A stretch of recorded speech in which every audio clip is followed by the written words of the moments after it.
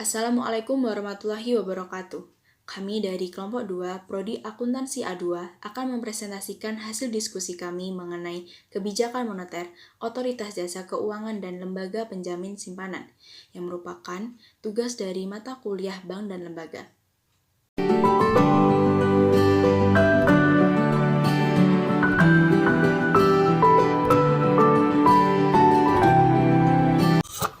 Kebijakan moneter adalah suatu kebijakan yang diambil oleh bank sentral dengan tujuan memelihara dan menstabilkan mata uang agar perekonomian negara tersebut tidak anjlok. Kebijakan moneter dapat dilakukan dengan mengambil tindakan pengendalian jumlah uang yang beredar dan penetapan jumlah suku. Tujuan dari kebijakan moneter adalah untuk mensejahterakan rakyat dengan cara menaikkan perekonomian Indonesia, meminimalisirkan pengangguran, serta mengatur mata uang dalam satu negara. Tujuan kebijakan moneter tidak statis, namun bersifat dinamis karena selalu disesuaikan dengan kebutuhan perekonomian suatu negara. Jenis-jenis kebijakan moneter ialah kebijakan moneter ekspansif, kebijakan moneter kontraktif, stabilitas ekonomi,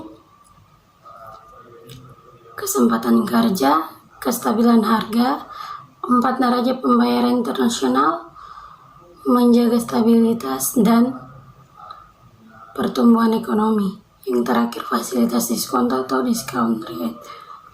Instrumen kebijakan moneter: kebijakan operasi pasar terbuka, kebijakan diskonto, kebijakan cadangan kas, penyesuaian tingkat suku bunga. Ada pula contoh dari kebijakan moneter ialah pengendalian inflasi. Adalah saat inflasi tinggi, artinya uang yang beredar terlalu banyak, sehingga banyak sentral akan mengambil kebijakan moneter dengan menarik uang yang beredar lewat kebijakan kenaikan suku bunga. Yang selanjutnya adalah Otoritas Jasa Keuangan atau yang biasa disebut OJK. Pada bagian ini kita akan membicarakan tentang pengertian, tujuan, fungsi, tugas, wewenang, dasar pembentukan, serta struktur OJK. Yang pertama adalah pengertian. Menurut Undang-Undang Nomor 21 Pasal 1 Tahun 2011 tentang OJK, Otoritas Jasa Keuangan yang selanjutnya disingkat OJK adalah lembaga yang independen dan bebas dari campur tangan pihak lain, yang mempunyai fungsi, tugas, dan wewenang pengaturan, pengawasan, pemeriksaan, dan penyidikan sebagaimana dimaksud dalam undang-undang ini. OJK sendiri diresmikan tanggal 16 Juli 2012. Yang selanjutnya, tujuan OJK. Menurut Undang-Undang Nomor 21 Pasal 4 Tahun 2011, OJK mempunyai tujuan: A. 1. Terselenggaranya secara teratur, adil, transparan, dan akuntabel. Kedua, mampu mewujudkan sistem keuangan yang tumbuh secara berkelanjutan dan stabil. Ketiga, mampu melindungi kepentingan konsumen dan masyarakat. Untuk fungsi menurut Undang-Undang Nomor 21 Pasal 5 Tahun 2011, OJK berfungsi untuk menyelenggarakan sistem pengaturan dan pengawasan yang terintegrasi terhadap keseluruhan kegiatan di dalam sektor jasa keuangan.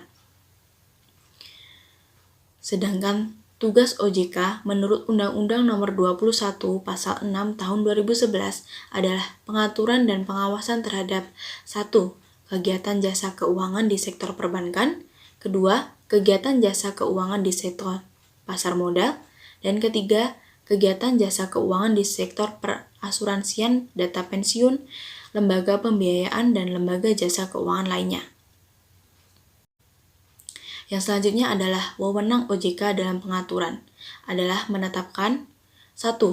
Peraturan pelaksanaan Undang-Undang OJK, 2. peraturan perundang-undangan di sektor jasa keuangan. Ketiga, peraturan mengenai pengawasan. Dan yang keempat, peraturan mengenai tata cara penetapan perintah tertulis. Sedangkan wewenang pengawasan OJK adalah menetapkan 1. Melakukan pengawasan dan perlindungan konsumen sektor perbankan, pasar modal dan industri keuangan non-bank atau biasa disebut IKNB. Yang kedua, memberikan dan atau mencabut izin usaha, pengesahan, persetujuan, atau penetapan dan pembubaran. Yang ketiga, memberikan perintah tertulis kepada lembaga jasa keuangan dan menunjuk pengelola statuter. Yang keempat, menetapkan sanksi administratif. Terkait edukasi dan perlindungan konsumen, OJK juga memiliki kewenangan untuk melakukan, yang pertama, edukasi kepada masyarakat dalam rangka pencegahan kerugian konsumen dan masyarakat. Yang kedua, pelayanan pengaduan konsumen. Yang ketiga, pembelaan hukum untuk kepentingan perlindungan konsumen dan masyarakat. Dasar pembentukan OJK terbagi menjadi 3, yaitu yang pertama, landasan filosofis, yaitu mewujudkan perekonomian yang mampu tumbuh dengan stabil dan berkelanjutan, menciptakan kesempatan kerja yang luas dan seimbang di semua sektor ekonomi, memberikan kesejahteraan secara adil kepada seluruh rakyat. Yang kedua ada landasan yuridis. Yang pertama, Undang-Undang Nomor 21 Tahun 2011. Yang kedua, Pasal 34 Undang-Undang Nomor 23 Tahun 1999 tentang Bank Indonesia. Yang ketiga, Undang-Undang Nomor 6 Tahun 2009 tentang penetapan Perpu Nomor 2 Tahun 2008 tentang perubahan kedua atas Undang-Undang Nomor 23 Tahun 1999 tentang Bank Indonesia menjadi undang-undang. Yang ketiga adalah landasan sosiologis. 1. Globalisasi dan pesatnya kemajuan serta inovasi finansial telah menciptakan sistem keuangan yang kompleks, dinamis, dan saling terkait antar subsektor. Yang kedua, lembaga jasa keuangan yang punya hubungan kepemilikan di berbagai subsektor keuangan yang menambah transaksi dan interaksi antar lembaga. Yang ketiga, banyak permasalahan lintas sektoral di sektor jasa keuangan. Yang selanjutnya, LPS atau Lembaga Penjamin Simpanan merupakan sebuah badan hukum yang dibentuk berdasarkan Undang-Undang Nomor 24 Tahun 2004 yang berfungsi menjamin simpanan nasabah penyimpanan dan melakukan penyelesaian dan penanganan bank gagal sebagai bagian dari pemeliharaan stabilitas sistem perbankan. Fungsi LPS adalah menjamin simpanan nasabah penyimpanan dan turut aktif dalam memelihara stabilitas sistem perbankan sesuai dengan wewenangnya. Tugas LPS adalah 1. Merumuskan dan menetapkan kebijakan pelaksanaan pinjaman simpanan. 2. Melaksanakan penjaminan simpanan. 3. Merumuskan dan menetapkan kebijakan dalam turut aktif memelihara stabilitas perbankan. 4. Merumuskan, menetapkan, dan melaksanakan kebijakan penyelesaian bank gagal atau yang biasa disebut bank resolution yang tidak berdampak sistematik. 5. Melaksanakan penanganan bank gagal yang berdampak sistematik. Wewenang LPS adalah 1. Menetapkan, memungut premi penjaminan. 2. Menetapkan, memungut kontribusi peserta. 3. Mengelola kekayaan dan kewajiban LPS. 4. Mendapatkan data nasabah, kesehatan, dan laporan pemeriksaan. 5. Rekonsiliasi, verifikasi, dan konfirmasi data. 6. Menetapkan syarat, cara, dan ketentuan klaim. 7. Menunjuk, menguasakan, dan menugaskan pihak lain untuk kepentingan LPS. 8. Melakukan penyuluhan kepada bank dan masyarakat. 9. Menjatuhkan sanksi administratif. Jenis dan jumlah simpanan yang dijamin LPS. 1. Jenis dan jumlah simpanan yang dijamin adalah giro, deposito, sertifikat deposito, dan tabungan atau sejenisnya. 2. Nilai simpanan yang dijamin setiap nasabah pada suatu bank maksimal 2 miliar. 3. Nilai simpanan yang dijamin dapat diubah jika dipenuhi salah satu kriteria. 4. Terjadi penarikan dana perbankan dalam jumlah besar. 5. Terjadi inflasi yang cukup besar dalam beberapa tahun.